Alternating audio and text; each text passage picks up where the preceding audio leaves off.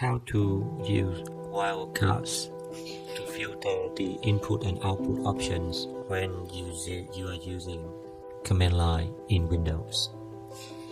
So here I'm in this folder. Let's go to command line, put it on the side there. I'll put it a bit smaller, put it aside again. So I got if I use the command, it's gonna show everything in this folder.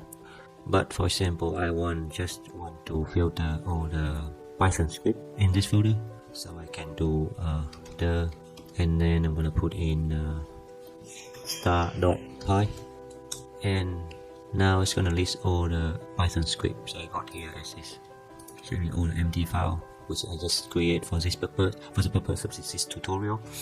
So I got in total, which is 5 files in here. If I want to list all the, so I'm gonna clear the screen.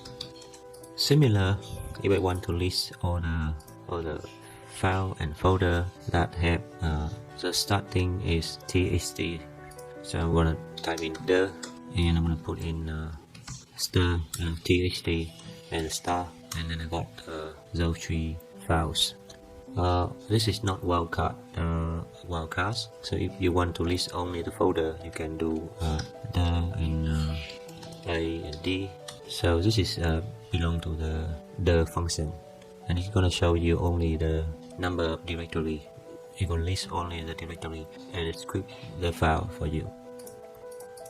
And in order to filter, so if you put in a star, it represents for like multiple characters. But if you just want to have like something one character, you can use question mark, like something like this. You want to display something, it have the for example dot, it has dot in the name, so something like this.